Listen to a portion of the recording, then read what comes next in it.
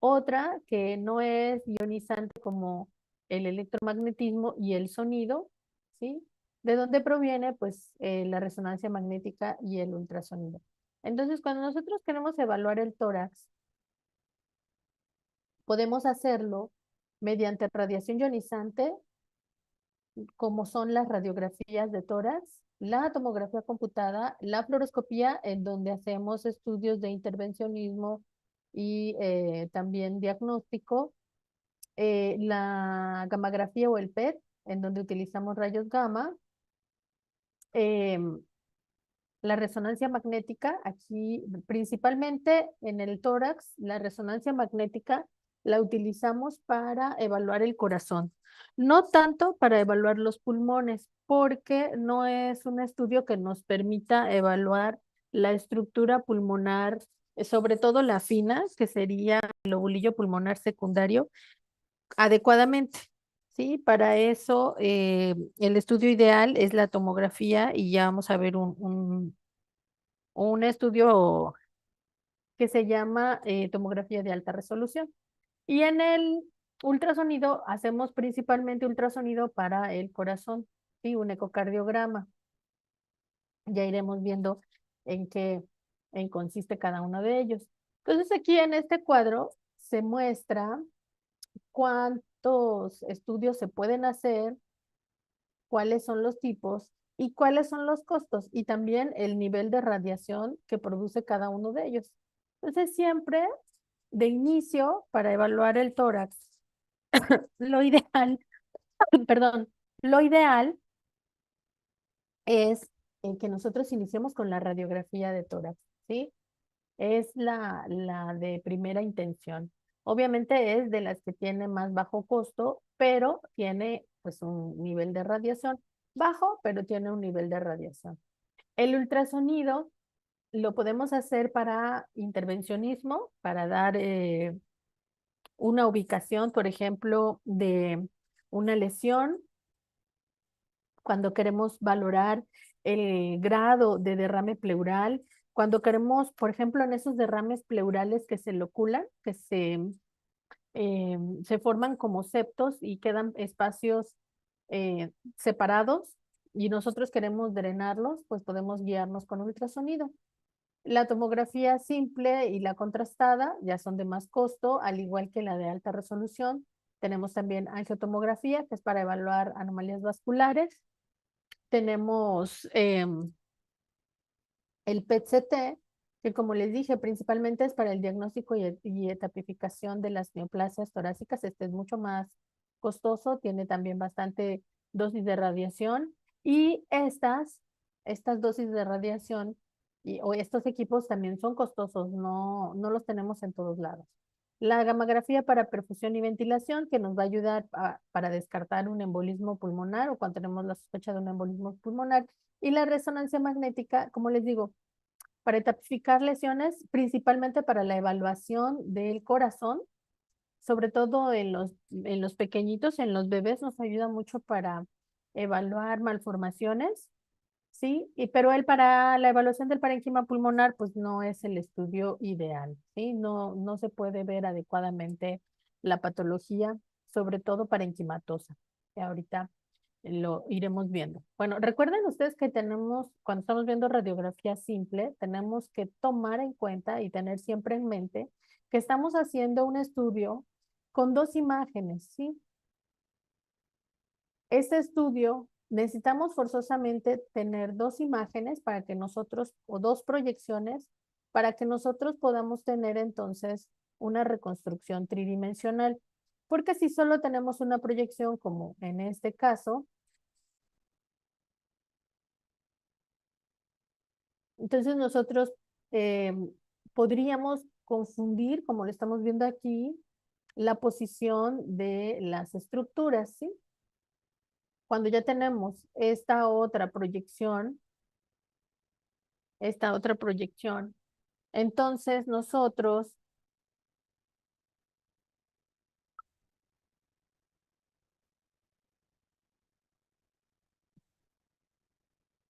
permítame un momento.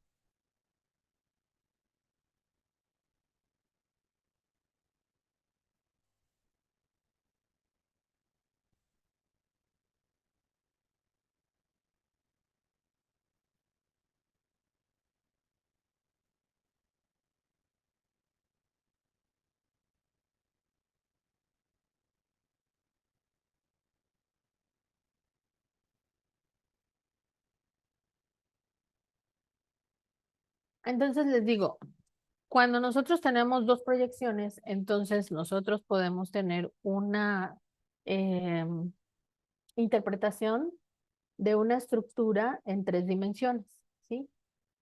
Cuando nosotros tenemos dos proyecciones, entonces esta estructura la podemos evaluar en tres dimensiones, a lo largo, a lo ancho y también con la profundidad, ¿sí? Con la profundidad.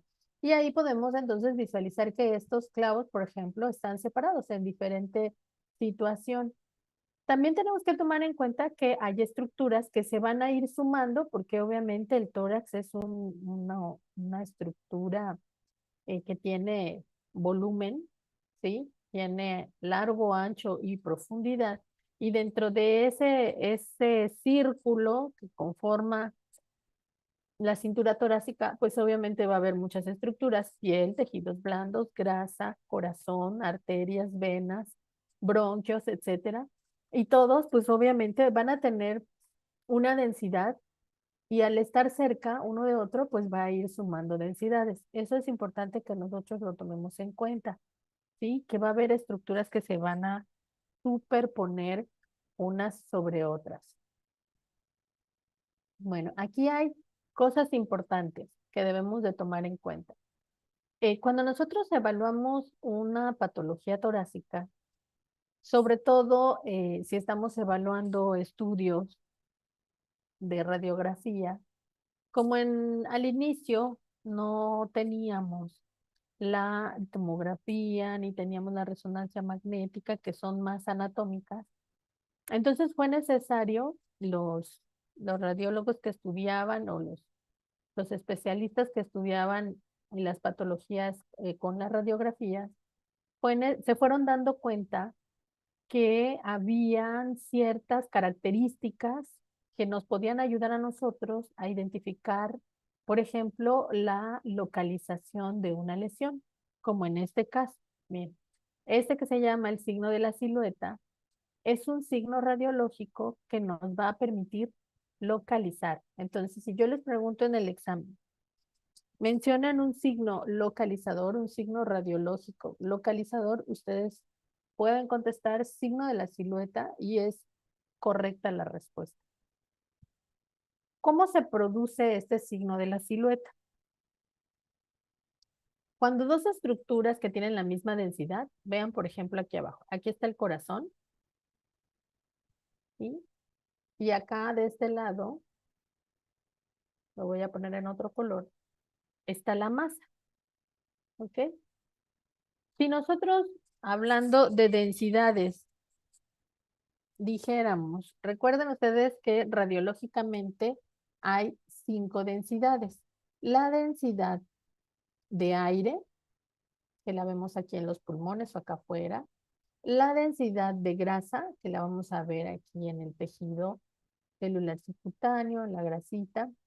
La densidad de agua o de tejidos blandos, que lo vamos a ver aquí en el corazón o en esta masa, por ejemplo, en el hígado, en todas estas estructuras gruesas, grandes, y la densidad de calcio, ¿sí? Esta que es la densidad de calcio, como es la de los huesos, es la que es más blanca de forma natural, ¿sí? Porque acuérdense que tenemos densidades que no pertenecen a estructuras, digamos que naturales, ¿sí? Como son el metal, como son cuerpos extraños, como son prótesis y etcétera. Entonces, cuando nosotros vemos estas estructuras, el corazón y esta masa, nosotros nos podemos dar cuenta que no es densidad de aire, no es densidad de grasa, no es densidad de calcio, ni es densidad de metal. La densidad que tiene tanto el corazón como esta lesión es densidad de agua o de tejido blando, ¿sí? Entonces, si ustedes se dan cuenta, estas dos densidades son similares. ¿Qué pasa cuando dos estructuras de la misma densidad están cerca una de otra?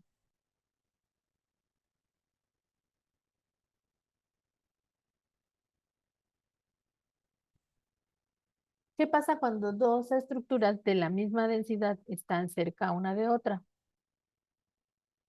Como son la misma densidad, va a pasar como aquí, ¿sí? Va a pasar como aquí, como en esta imagen. No alcanzamos a distinguir el contorno de lo que sería el corazón. No lo alcanzamos a distinguir porque las dos estructuras tienen la misma densidad y están pegaditas una de otra, ¿sí? Sin embargo, cuando están lejos, va a haber aire entre el corazón y la otra lesión que tiene la misma densidad.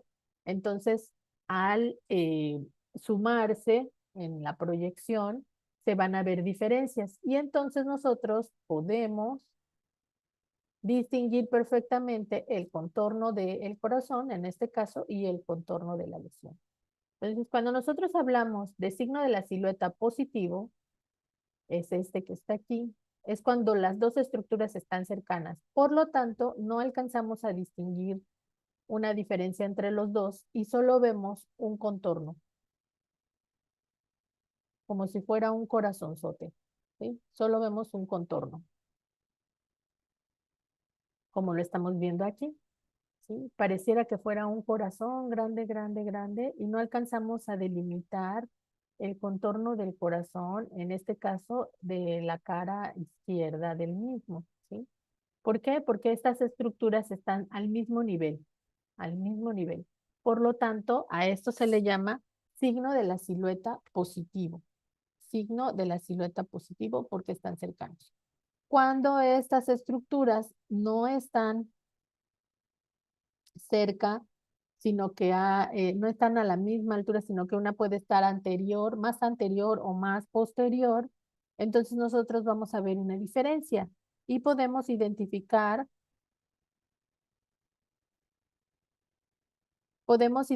el contorno del corazón y podemos identificar el contorno de la lesión.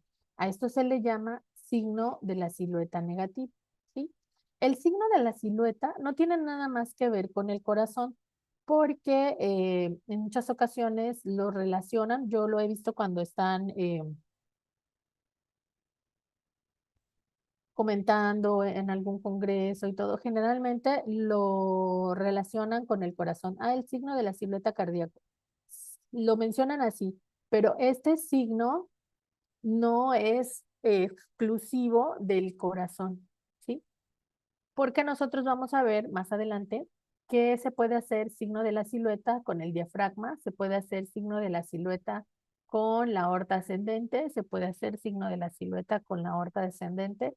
El signo de la silueta lo hacemos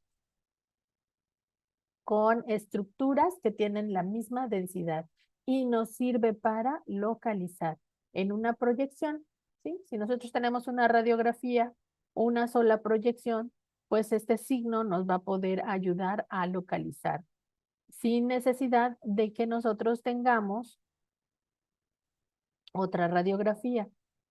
Y ya en un momento dado, si podemos hacer la otra proyección, pues ya corroboramos que esa estructura estaba cerca o estaba lejos.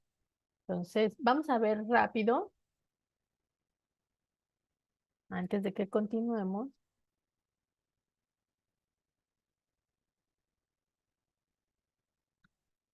un pequeño video donde les explica cuáles son las densidades radiológicas.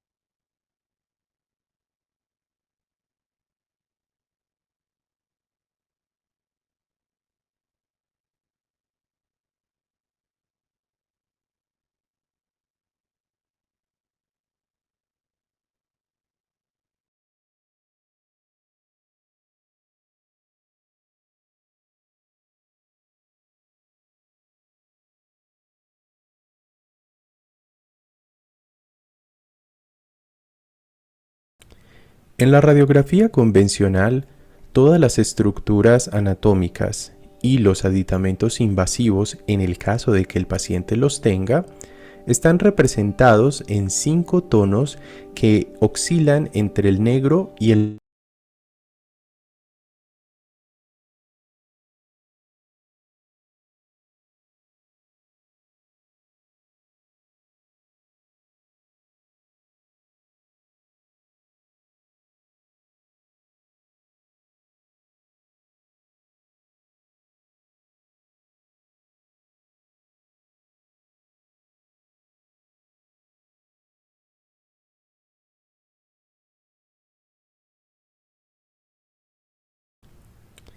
En la radiografía convencional, todas las estructuras anatómicas y los aditamentos invasivos, en el caso de que el paciente los tenga, están representados en 5 tonos que oscilan entre el negro y el blanco.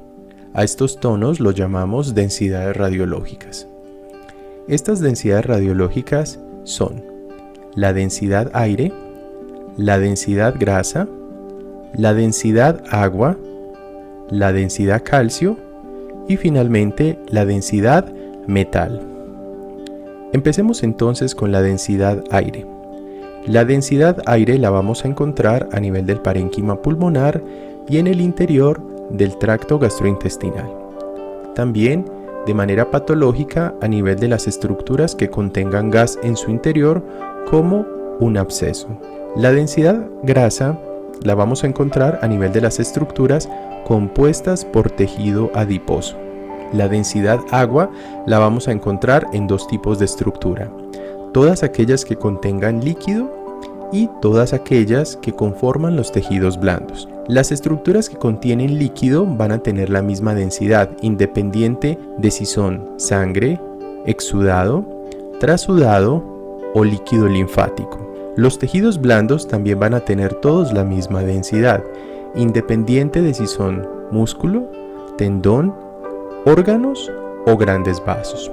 La densidad calcio la vamos a encontrar a nivel de las estructuras óseas o en todas aquellas que se hayan calcificado. Y finalmente, la densidad metálica la vamos a encontrar a nivel de los aditamentos invasivos, a nivel del material protésico, cuando utilizamos medios de contraste, ya sea yodo o bario, y en los cuerpos extraños con densidad metálica. En esta ilustración representamos las densidades radiográficas que van desde el aire hasta el metal.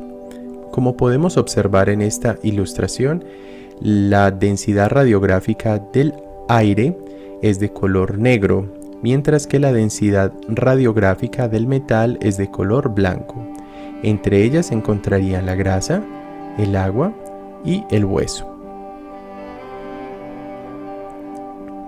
En esta ilustración representamos los fotones que conforman el haz de rayos X y que inciden en las diferentes densidades que conforman el cuerpo humano. Recordemos que son el aire, la grasa, el agua, el hueso y en el caso de que el paciente tenga aditamentos, prótesis o cuerpos extraños, vamos a encontrar la densidad metálica. ¿De qué dependen estas densidades? La densidad física de una estructura depende de su número atómico.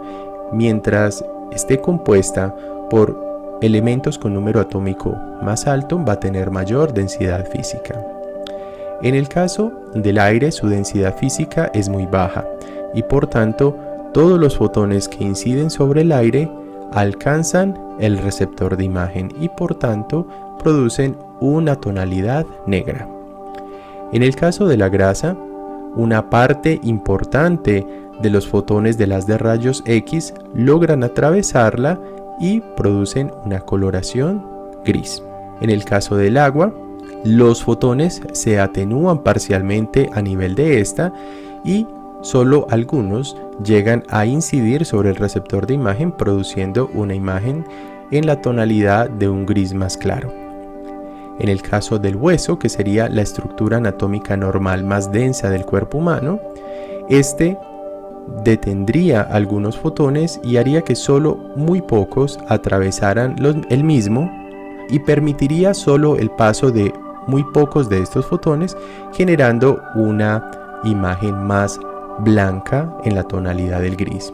Finalmente, en el caso de que el paciente tenga aditamentos metálicos, cuerpos extraños, uso de prótesis o estemos contrastando el estudio radiográfico, este material metálico detendrá la mayor parte de los fotones incidentes y muy pocos estimularán el receptor de imagen, lo que produce una imagen blanca. Mientras más blanco sea la imagen, vamos a denominarla más radiopaco. Mientras más negra sea la imagen, vamos a denominarla como radiolúcida. La terminología más apropiada en radiología para describir las diferentes densidades radiológicas es la siguiente. En la radiografía, el negro indica que los rayos no han sido atenuados, es decir, absorbidos, y decimos que es radiotransparente o radiolúcido. Por el contrario, el blanco sugiere que la densidad del tejido no deja pasar la radiación y el término que lo describe es radiodenso o radiopaco. En color azul están los términos más ampliamente utilizados en nuestro medio, radiolúcido y radiopaco. Entonces, en la radiografía del tórax vamos a reconocer al menos 4 de estas densidades. La primera de ellas, la densidad de aire. Vamos a encontrar aire al interior de los alvéolos del parénquima pulmonar y al interior de la tráquea y de las estructuras bronquiales. También vamos a encontrar aire en estructuras extrapulmonares, como es el que está al interior del tracto gastrointestinal, como en este caso a nivel de la cámara gástrica. En algunas ocasiones podemos ver aire al interior del ángulo esplénico del colon, ángulo hepático del colon y en el caso de quedar incluido a nivel del colon transverso. En situaciones patológicas podríamos observar aire en el plano subcutáneo como en el enfisema subcutáneo y en el caso de observarse lesiones abscedadas con bacterias productoras de gas en su interior. La densidad grasa la vamos a encontrar a nivel de las interfaces musculares en donde hay tejido adiposo como en este caso y en el plano subcutáneo. También vamos a encontrar densidad grasa a nivel de las fosas supraclaviculares. La densidad agua la vamos a encontrar, como habíamos dicho, a nivel de las estructuras líquidas y a nivel de los tejidos blandos. Las estructuras líquidas en el caso del tórax la vamos a encontrar predominantemente a nivel de el interior de las cámaras cardíacas y de los grandes vasos. También vamos a encontrar densidad líquido a nivel de la cámara gástrica. En relación a los tejidos blandos, la densidad líquido la vamos a encontrar también a nivel de los tejidos blandos y en el caso de la radiografía de tórax la vamos a observar a nivel de las estructuras musculares, los órganos como en el caso del corazón y del parénquima hepático. Finalmente, la densidad más alta que normalmente vamos a encontrar en el cuerpo humano es la densidad ósea y en el caso de la radiografía de tórax la vamos a ver a nivel de todas las estructuras óseas que han quedado incluidas en la proyección, como por ejemplo la columna vertebral, las clavículas, las escápulas, las costillas y en algunas ocasiones parte de los húmeros. En el caso de la densidad metálica, esta la vamos a observar solamente si el paciente es portador de aditamentos invasivos como un marcapasos, prótesis para reemplazos articulares como en este caso, cuerpos extraños como en este paciente que tiene perdigones de un proyectil de carga múltiple, o en el caso en los que estemos utilizando medios de contraste como en este paciente a quien se le está realizando un esofagograma. Recordemos entonces que existen 5 densidades radiológicas en los estudios de radiografía convencional. Estas son el aire, la grasa, el agua y el hueso. Y en el caso de que el paciente tenga aditamentos y prótesis o que se estén utilizando medios de contraste, o que tenga cuerpos extraños metálicos, vamos a encontrar la densidad de metal. La densidad aire normalmente la vamos a encontrar a nivel del parénquima pulmonar y en el interior del tracto gastrointestinal. Y en casos patológicos, en aquellas estructuras que contengan gas en su interior. La densidad grasa la vamos a encontrar normalmente a nivel de las estructuras que contengan tejido adiposo. En la densidad agua vamos a encontrar dos tipos de estructuras, todas aquellas compuestas de líquido y los tejidos blandos. La densidad hueso la vamos a encontrar a nivel de las estructuras óseas o en aquellas estructuras anatómicas que se hayan calcificado. Hasta aquí este video tutorial en donde revisamos las 5 densidades radiológicas. Gracias.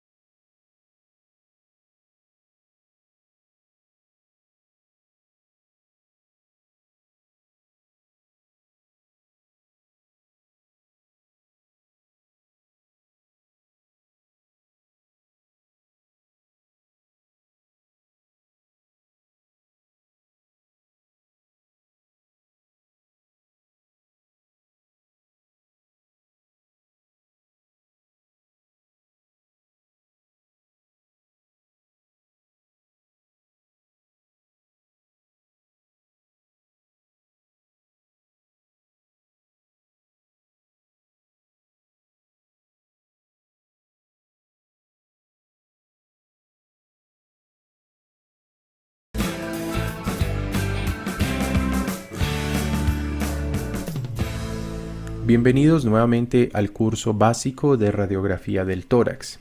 En esta ocasión daremos inicio a la revisión de los criterios de calidad técnica que se deben realizar a todo estudio radiográfico antes de adentrarse en la interpretación de la imagen como tal.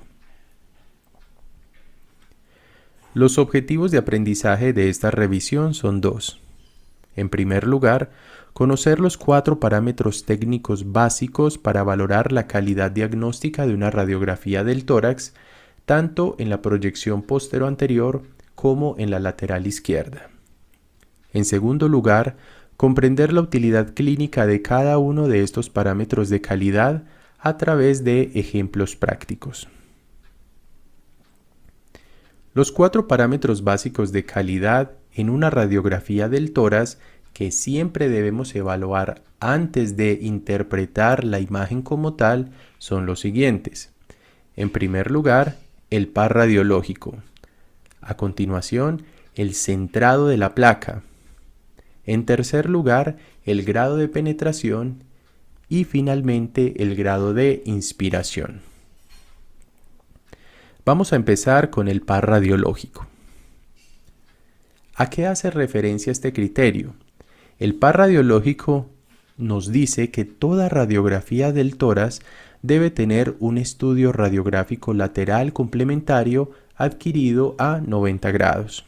Es decir, si tenemos una placa radiográfica en proyección postero-anterior, esta idealmente debe tener una proyección complementaria a 90 grados. En este caso sería la radiografía lateral. ¿Y por qué es importante contar con una proyección complementaria?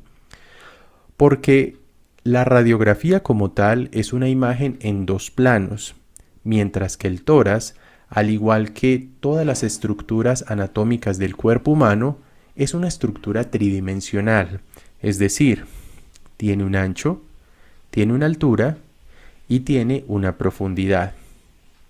En otras palabras, cuando estamos observando una única imagen, ya sea postero-anterior o antero-posterior, estamos viendo superpuestas todas las estructuras anatómicas que discurren en la profundidad del tórax. De ahí la importancia que tiene la proyección complementaria para valorar la ubicación real de una imagen dentro de una placa radiográfica. Permítame mostrarles a través de un ejemplo la importancia del par radiológico. Esta es la placa radiográfica en proyección póstero-anterior de una paciente femenina de 45 años que consultó refiriendo tos y fiebre. El estudio radiográfico buscaba descartar un proceso neumónico en esta paciente. Sin embargo, la radiografía es normal y fue interpretada como normal. Pero quiero que observen dos estructuras que se proyectan hacia las bases pulmonares. Son dos radiopacidades de carácter nodular de aproximadamente 1 centímetro de diámetro y que se ubican hacia las bases pulmonares de forma bilateral. ¿A qué corresponden? Para determinar si estas estructuras realmente están dentro del tórax o por fuera de este, debemos observar la proyección lateral. Cuando miramos la proyección lateral, vemos que a nivel del parénquima pulmonar no existe ninguna anormalidad. Entonces, ¿dónde están estas radiopacidades? Pues en el caso de una paciente femenina, siempre debemos tener presente que podrían corresponder a dos estructuras anatómicas normales, los pezones. De hecho, si hacemos un acercamiento hacia la región de las mamas, podemos observar la morfología nodular que tienen los pezones en esta paciente. Este es un ejemplo un poco obvio para los más conocedores de las imágenes diagnósticas, sin embargo, nos sirve para mostrar la utilidad de la proyección complementaria en aras de determinar la profundidad de una estructura a nivel del tórax. Hasta aquí terminamos con el primer criterio de calidad técnica de una placa radiográfica, el cual es el par radiológico. En el siguiente video tutorial revisaremos el centrado de la placa radiográfica que corresponde al segundo criterio de calidad. Hasta entonces.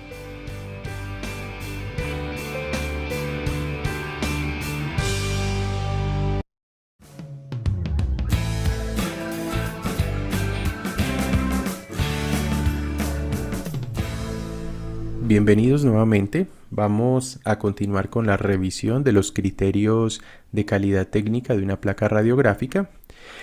Como les decía, el segundo de ellos es el centrado de la radiografía. Para determinar el centrado de la radiografía, es decir, para determinar si una placa radiográfica está rotada o no, tenemos criterios diferentes para la proyección póstero-anterior como para la proyección lateral. Vamos a empezar con los criterios del centrado en la proyección póstero-anterior. La radiografía de tórax póstero-anterior estará bien centrada cuando las caras articulares mediales de las clavículas se encuentran equidistantes a la línea media que pasa por las apófisis espinosas. ¿Y por qué es importante que una placa radiográfica en proyección póstero-anterior esté adecuadamente centrada? Porque una radiografía de tórax en proyección PA que esté rotada magnifica las estructuras y altera la posición de las mismas. Vamos a mirar cómo podemos evaluarlo adecuadamente. Este es un acercamiento hacia la región de las articulaciones esternoclaviculares. La línea blanca punteada con orientación vertical está pasando por la línea media y se encuentra por encima de los procesos espinosos de las vértebras torácicas. Este es el primer punto de referencia. El segundo punto de referencia son las regiones mediales de las clavículas, específicamente las caras articulares. Para determinar si la placa radiográfica está centrada o rotada, medimos la distancia que existe entre la línea media y la cara medial de la carilla articular de las clavículas, la carilla articular medial. Mientras más diferentes sean estas distancias, mayor grado de rotación tendrá la placa radiográfica. ¿Y cuáles son los criterios para valorar el grado de rotación en la placa lateral del tórax? Para este fin, tenemos que tener en cuenta que se considera bien centrada cuando un arco costal posterior de un hemitórax se distancia del contralateral en no más de 1 centímetro. ¿Y cuál es la justificación de esto? La justificación es que, al igual que en la proyección PA, una placa de tórax lateral rotada nos va a magnificar las estructuras y alterar la posición de las mismas. Veamos cómo se mide con un ejemplo. Lo ideal es medir la distancia entre los arcos costales posteriores, pero a nivel de los arcos más inferiores del tórax. Entonces, como vemos aquí, estamos haciendo un acercamiento a los arcos costales posteriores de la región más basal. En color azul hemos resaltado los dos arcos costales de ambos hemitórax al mismo nivel. ¿Cómo determinar que esté adecuadamente centrada y que no esté rotada la placa lateral? Entonces medimos la distancia que hay entre un arco costal y el contralateral. Si esta distancia es menor de 1 centímetro, se considera que es una placa bien centrada. Cuando esta distancia es mayor a 1 centímetro, se considera una placa lateral rotada. Hasta aquí entonces este video tutorial. En el siguiente vamos a revisar el tercer criterio de evaluación técnica, es decir, el grado de penetración de la radiografía. Continuamos entonces con el grado de penetración de la radiografía. El grado de penetración es uno de los criterios más importantes para evaluar la calidad diagnóstica de una placa radiográfica, ya que determina en gran parte lo que podemos decir de un estudio radiográfico. Se considera que una proyección PA está bien penetrada cuando nos permite observar los espacios intervertebrales a través de la silueta cardíaca, sin que esto implique ver todo el detalle anatómico de la vértebra, es decir, ver los pedículos, ver los procesos espinosos o incluso ver los procesos transversos. Una placa demasiado penetrada se define aquella en la que podemos ver el detalle anatómico de las vértebras que se encuentran situadas detrás de la silueta cardíaca. Por el contrario, una placa poco penetrada es aquella donde no podemos ver los espacios intervertebrales a través de la silueta cardíaca. En resumen, lo que nos está diciendo este criterio es que debemos ver los espacios intervertebrales detrás de la silueta cardíaca, mas no el detalle anatómico de la vértebra. ¿Y qué es el detalle anatómico de la vértebra? Los pedículos, los procesos espinosos y los procesos transversos. ¿Y cuál es la justificación de esto? Resulta que una placa poco penetrada no nos permitirá evaluar el parénquima pulmonar que está detrás del corazón, como tampoco el parénquima pulmonar que generalmente se proyecta por debajo de los semidiafragmas, es decir, el parénquima pulmonar de los segmentos basales de los lóbulos inferiores, especialmente el basal posterior y basal lateral de ambos lóbulos inferiores. Si la placa está poco penetrada, ese parénquima pulmonar no será valorable en esta proyección. Por el contrario, cuando una placa está demasiado penetrada, nos va, entre comillas, a quemar todas las radiopacidades que estén en el tórax. Por lo tanto, ni muy penetrada ni muy poco penetrada. Veamos esto con un ejemplo. En esta proyección PA estamos resaltando los cuerpos vertebrales que se encuentran detrás de la silueta cardíaca. Como podemos ver, los espacios intervertebrales son claramente identificables.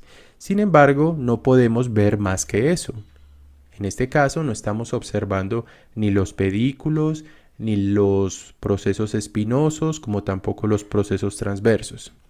Sin embargo, si observamos esta vértebra torácica un poco más craneal, sí que podemos ver el detalle anatómico. De hecho, vemos el cuerpo vertebral en color azul, el proceso espinoso en color púrpura y los pedículos en color amarillo. En algunas ocasiones se podrían observar también incluso los procesos. Esta es una placa adecuadamente penetrada en la que podemos ver los espacios intervertebrales por detrás de la silueta cardíaca sin ver el detalle anatómico de la vértebra a este nivel, pero en las vértebras torácicas más craneales sí que podemos ver estas estructuras. Lo opuesto a esto es una radiografía poco penetrada.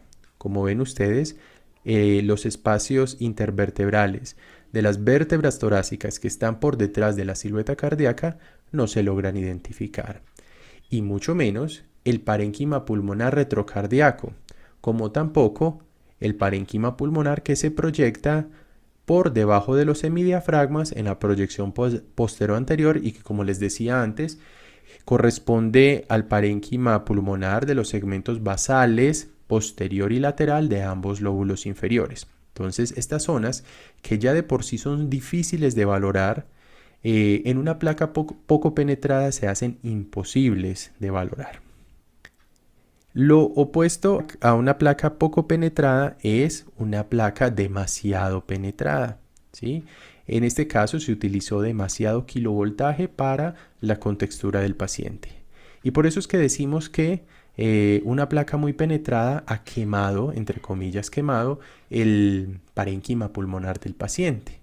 Es decir, el término técnico sería que ha velado completamente la placa radiográfica y las radioopacidades tenues o pequeños nódulos pues no se van a quedar observando en este tipo de técnica de estudio.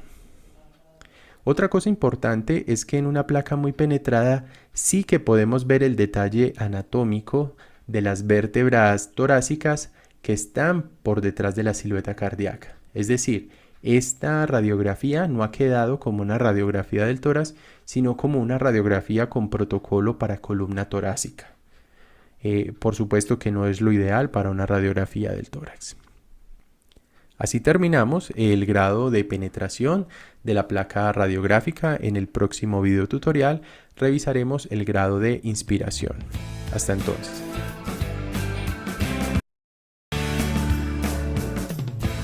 Bienvenidos nuevamente.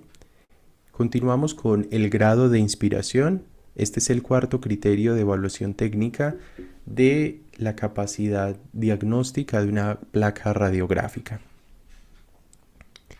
Se considera que una radiografía del tórax está bien inspirada en la proyección postero-anterior cuando podemos contar 10 arcos costales posteriores y o 6 arcos costales anteriores. ¿Cuál es la importancia de que la placa esté adecuadamente inspirada? Resulta que cuando una radiografía del tórax está entre comillas expirada, los vasos pulmonares quedan muy cercanos unos de los otros, dando la falsa apariencia de ser radiopacidades patológicas o incluso ocultando lesiones que sí pudiesen ser reales. La clave entonces está en identificar los primeros arcos costales, ya que estos se superponen. El primer arco costal se articula con la primera vértebra torácica y esta la diferenciamos de las vértebras cervicales porque las apófisis transversas de las vértebras torácicas tienen una orientación desde inferior hacia superior, mientras que las cervicales lo hacen de forma contraria, es decir, desde superior hacia inferior. Esto es importante porque algunos pacientes pueden tener costillas cervicales que nacen desde C7 y esto nos conduciría a error en caso de que encontremos un paciente con esta variante anatómica.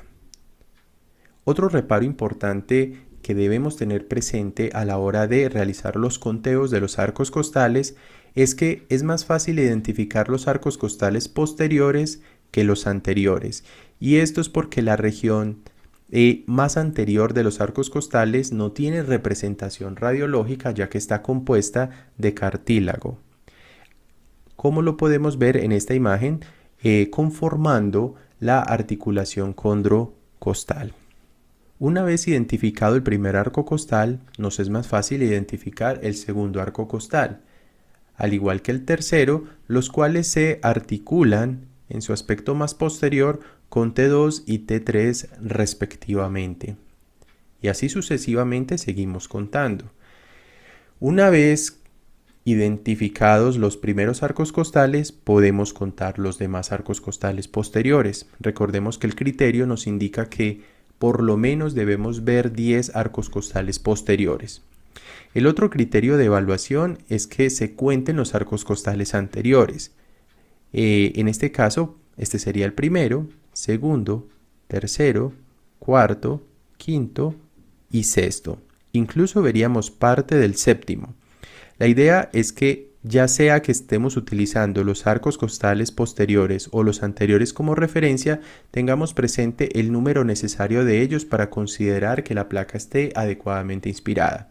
En el caso de los arcos costales posteriores, se necesitan que 10 de estos estén proyectados sobre el parénquima pulmonar y en el caso de los arcos costales anteriores, se necesitan que 6 de estos al menos estén proyectados sobre el parénquima pulmonar. ¿Qué pasa con la placa radiográfica lateral? La placa radiográfica lateral se evalúa teniendo en cuenta un reparo anatómico y es que debemos ver parénquima pulmonar por debajo del cuerpo vertebral T10. Entonces, ¿cómo identificamos o cómo realizamos un conteo adecuado de las vértebras torácicas? Para ello utilizamos el ángulo de Lewis. El ángulo de Lewis es la unión del cuerpo con el manubrio del esternón. Y si trazamos una línea imaginaria desde el ángulo de Lewis hacia la columna torácica, generalmente llegamos al cuerpo vertebral de T4 o al espacio intervertebral T4-T5, como en este caso. Y una vez identificado estas dos vértebras torácicas, podemos contar las demás. Y en este caso nos damos cuenta que incluso el cuerpo vertebral de T11 se proyecta sobre el parénquima pulmonar, diciéndonos que esta placa de tórax en proyección lateral está adecuadamente inspirada. Así, damos por visto los 4 criterios de calidad técnica de una radiografía del tórax. Recordemos que son el par radiológico, el centrado de la placa, el grado de penetración y el grado de inspiración. Lo importante es que los evaluemos de forma sistemática. Siempre que nos enfrentemos a una radiografía del tórax, debemos en primer lugar evaluar su capacidad diagnóstica a través de estos criterios y que cada uno de estos criterios tiene parámetros objetivos para definir si los cumple o no. Gracias por su atención, nos vemos en el próximo video tutorial.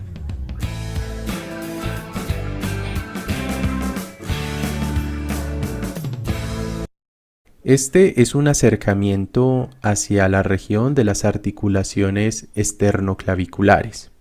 La línea blanca punteada con orientación vertical está pasando por la línea media y se encuentra por encima de los procesos espinosos de las vértebras torácicas. Este es el primer punto de referencia.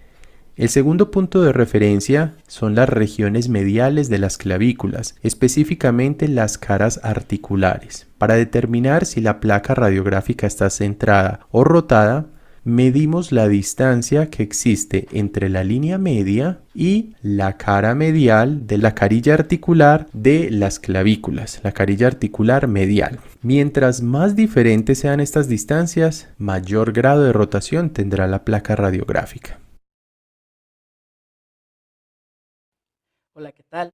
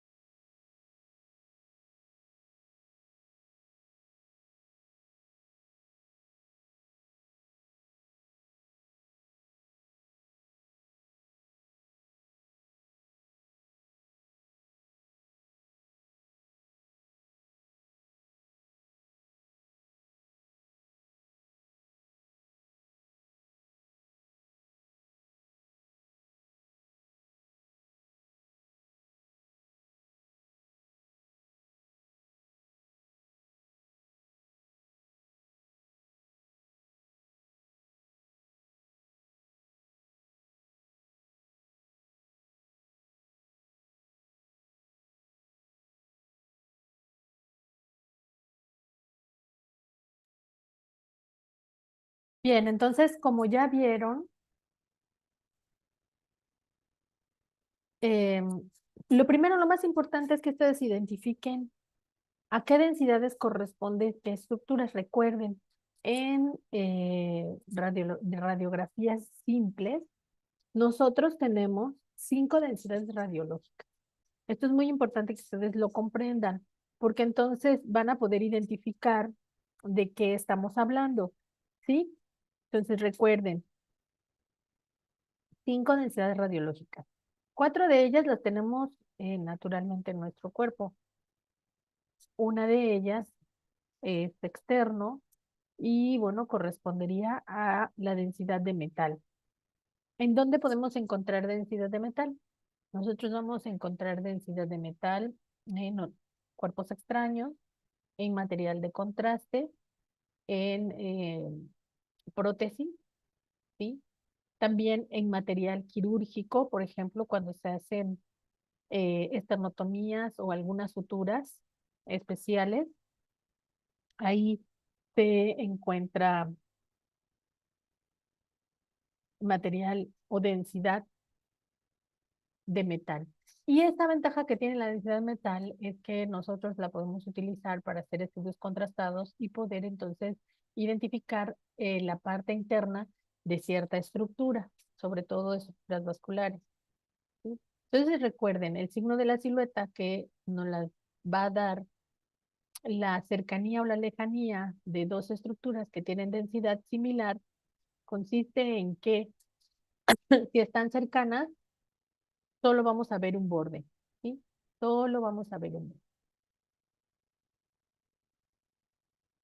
Si están separadas, puede ser que esté anterior, que estuviera la lesión acá, o como la vemos aquí, posterior al corazón.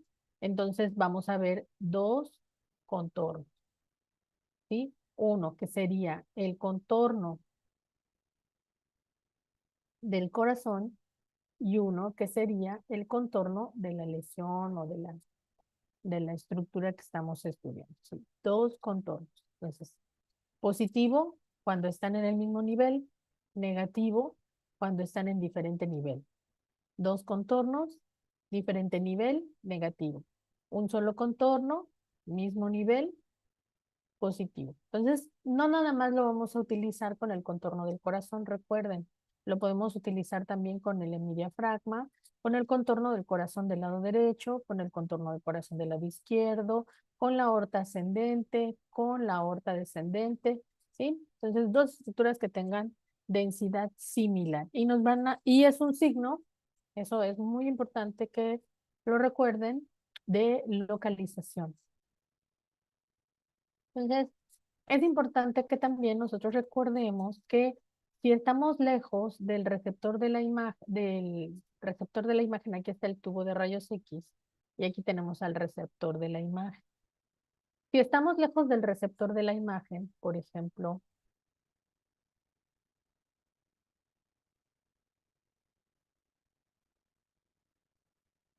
esta parte, la columna, se va a ver magnificada, se va a ver más grande, ¿sí? Esa es la razón del por qué cuando nosotros hacemos una radiografía y queremos evaluar el corazón, aquí está nuestro corazón, el corazón está más cercano al receptor cuando hacemos una proyección postero-anterior y es por eso que en esta proyección es que nosotros evaluamos el índice cardiotorácico. Entonces eso es muy importante que ustedes lo recuerden. El corazón más cercano al receptor para poder evaluar su tamaño más real, como lo estamos viendo aquí, necesita que el tipo de proyección radiológica sea póstero, que el tubo esté acá, y el receptor anterior, póstero anterior, para que sea mejor evaluado, porque si no, entonces se magnifica, ¿sí? No quiere decir que en un momento dado no podamos utilizar una radiografía anteroposterior. Claro que sí, la podemos utilizar.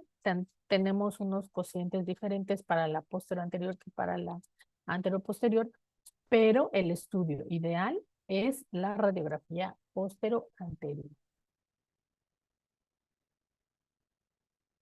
Y las proyecciones que vamos a utilizar en el tórax van a depender, obviamente, de cómo incide el rayo, en este caso, de atrás hacia adelante, póstero-anterior, que es la que les digo que es la que más utilizamos.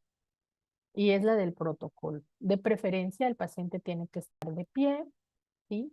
Con inspiración profunda. Vean que sus brazos están los codos hacia afuera, de tal manera que nosotros despejamos el cuerpo de la clavícula de la región superior de los pulmones para poder visualizarlos mejor. Tenemos otras proyecciones como la anteroposterior cuando el paciente pues está hospitalizado y no puede levantarse de la cama. Las proyecciones laterales, que serían pues lateral derecha o izquierda, dependiendo de la posición que tenga nuestro paciente. Y también tenemos proyecciones oblicuas, ¿sí? Dependiendo de cómo coloquemos a nuestro paciente y lo que requiramos en ese momento, ¿sí? Entonces vean ustedes cómo colocamos a nuestra paciente. Está el receptor de imagen. Ella se encuentra de pie, separa sus codos, ¿sí? De tal manera que se despeja la región apical, ¿sí? Aquí vemos las clavículas por fuera, de tal manera que dejan libre a la región apical. El paciente tiene que estar en posición de pie y con inspiración profunda, ¿sí? Con inspiración profunda. Entonces, cuando nosotros queremos saber de manera rápida, si a ustedes les preguntan, ¿cómo sé que esa proyección es postero-anterior y no antero-posterior? Bueno, para empezar, el paciente está de pie. Y si el paciente está de pie, nosotros vamos a ver un nivel hidroaéreo, este que estamos viendo aquí, en el estómago. Ustedes se pueden ayudar fácilmente. Déjenme borrar aquí, por si no lo vieron. Aquí está, vean la densidad de aire que se encuentra en el fondo gástrico, ¿sí? Ustedes rápidamente pueden ver esa densidad de aire que no vemos en esta radiografía anteroposterior, porque el paciente está acostado. Entonces vamos a ver niveles hidroaéreos cuando los pacientes estén de pie, porque la gravedad va a hacer que el aire suba y el contenido baje. Y podemos ver estos niveles hidroaéreos aquí en el estómago, ¿sí? En el fondo gástrico. Vamos a ver los bracitos por fuera, por la posición que tiene el paciente. Vamos a poder identificar muy bien la articulación esternoclavicular y vamos a poder visualizar todavía mejor a las apófisis espinosas sobre el, eh, el canal, el tubo o la proyección de aire que tiene la tráquea, ¿sí? Esta imagen tubular negrita aireada o radiolúcida que corresponde a la tráquea. Pues ahí vamos a poder ver esas diferencias que nos van a permitir hacer esta correlación, ¿sí? ¿Qué pasa cuando la radiografía es anteroposterior?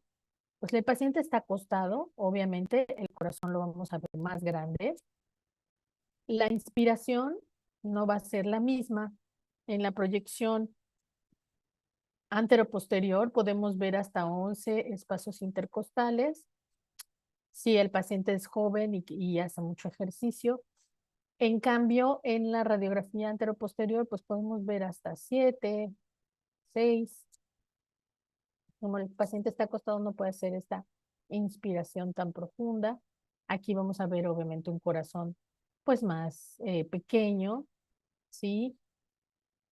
Vemos las clavículas ligeramente oblicuas, porque al sacar los codos, pues entonces se oblicúan de cierta manera, situación que no ocurre en la radiografía anteroposterior. Vean cómo están horizontales. Y obviamente el cuerpo de la escápula, pues se va a proyectar sobre los pulmones. Entonces podemos ver también, como les digo, esa magnificación de la silueta cardíaca o del contorno del corazón. Ya mencionamos ahorita en el video, pues, cuáles son esos criterios de calidad que son importantes que se tomen en cuenta. La rotación, la inspiración y la penetración. ¿Y por qué es importante que haya una suficiente penetración de los rayos X? Porque vamos a ver qué tipo de estructuras, identificarlas de mejor manera, ¿no? Tenemos que ver la columna detrás del corazón y muy bien todo el trayecto broncopulmonar. Entonces aquí es muy importante que ustedes tomen en cuenta cuando estamos viendo estas radiografías de tórax, qué estructuras son las que podemos visualizar, ¿sí? Entonces sabemos obviamente, creo que más acá adelante hay una con color, déjenme buscársela.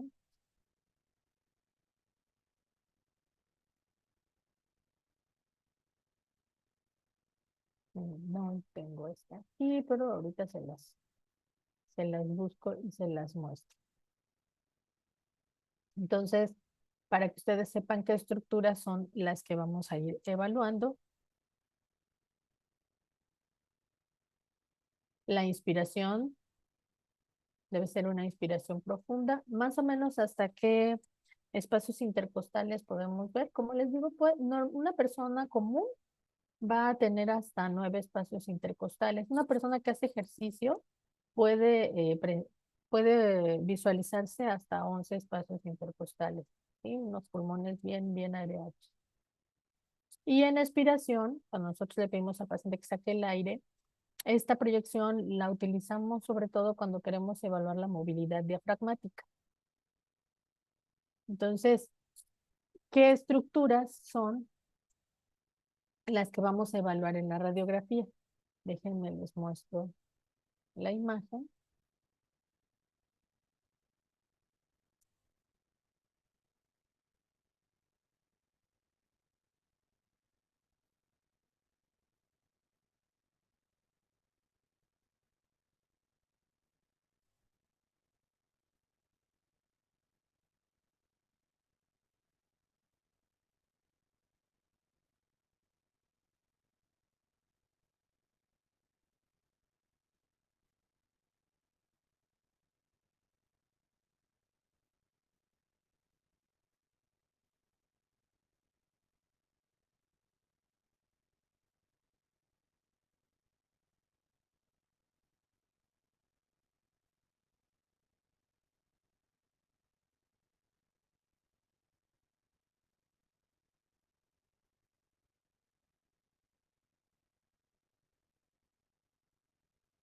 Miren ustedes aquí está la radiografía con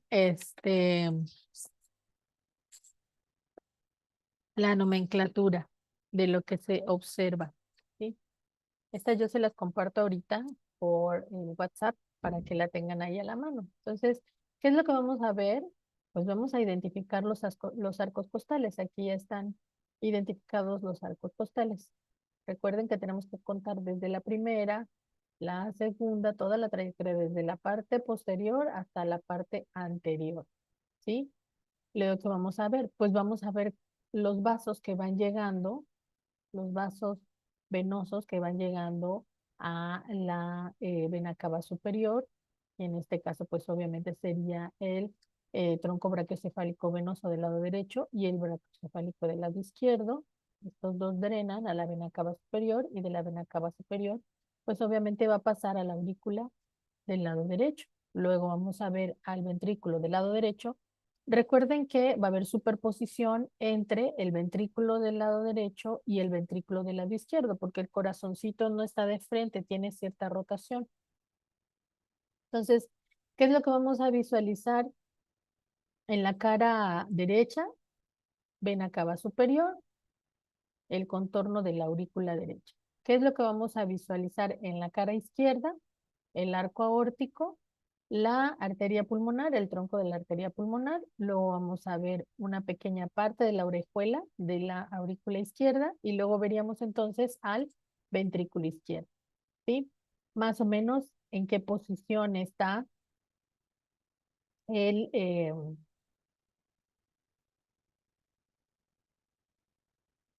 más o menos en qué posición está el tracto de salida del ventrículo izquierdo. Vean aquí, la aorta ascendente, esto que vemos aquí, esta región, déjame borrarlo aquí porque me quedó bastante mal.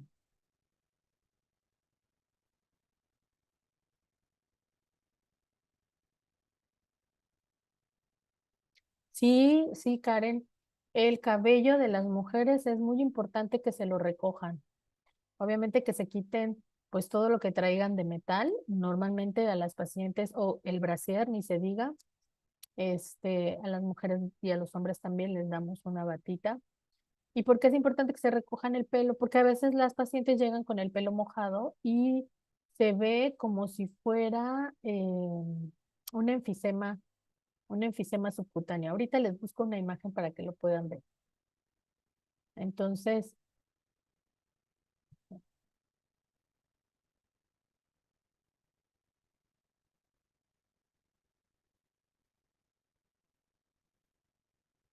viene aquí la aorta ascendente y nosotros vamos a ver luego eh, unas consolidaciones sobre todo del pulmón del lado derecho para poder diferenciar si es el lóbulo superior o el segmento del lóbulo inferior, el más superior del lóbulo inferior.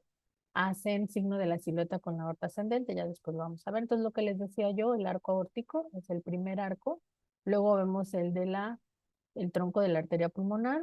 Luego vamos a ver el otro que es la orejuela, una pequeña visualización de la aurícula izquierda. Y luego, obviamente, el ventrículo izquierdo. El ventrículo derecho lo vamos a ver más o menos aquí, proyectado. Recuerden que es una superposición. Y el contorno pues sería la vena cava superior y aquí veríamos entonces al, eh, a la aurícula derecha, ¿sí? Entonces, recuerden que son densidades que están superpuestas, ¿sí? Son densidades que están superpuestas y eso es importante tenerlo en cuenta porque voy a borrar aquí mis dibujos. Esta imagen ahorita se las paso al WhatsApp para que ustedes lo tengan y estudien de ahí. Déjenme, se las mando.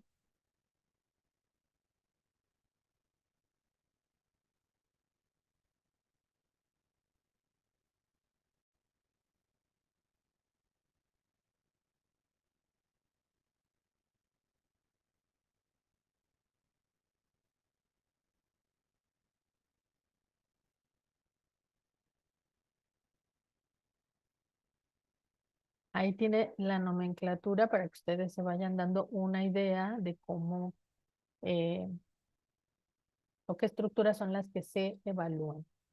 ¿Sí? Entonces, vamos a hacer rápido un ejercicio.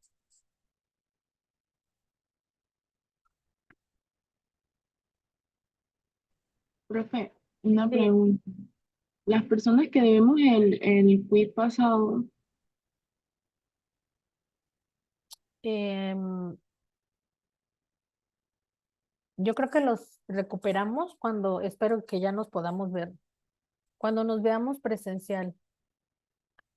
¿Sí? Ahorita, mientras les voy a poner el que vamos a hacer ahorita. Déjenme ponérselo.